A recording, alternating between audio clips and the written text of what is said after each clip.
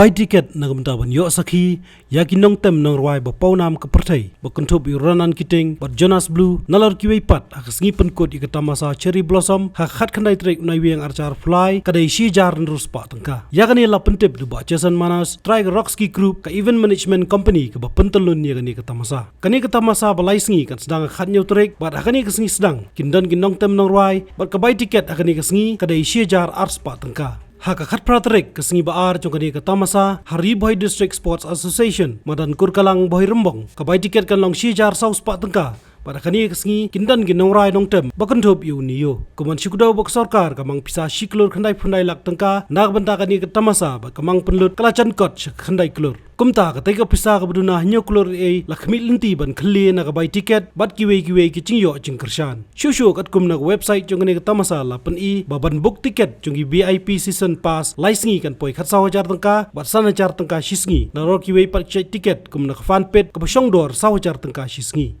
tickets now are 1,200 for day 1, 1,400 for day 2 and 1,600 for day 3. They have been priced according to the pricing of the artists, the cost of the artists that are performing at the festival.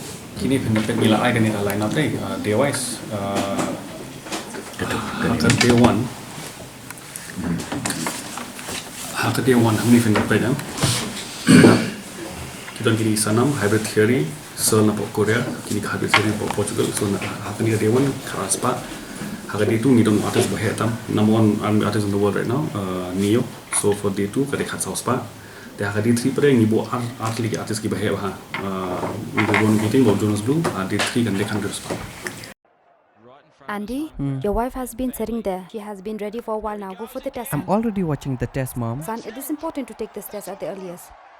Mom, why do we need to rush? What will happen even if we're late to take the test? Look, son. You see, that is why it is important to reach on time. Go. Within the first 3 months of pregnancy, it is important for the mother to get tested for HIV in order to prevent the baby from getting infected with HIV, so that the mother and the baby can live a healthy and long life. Earlier the checkup. Healthy life confirmed. Get yourself tested for HIV during your first pregnancy checkup.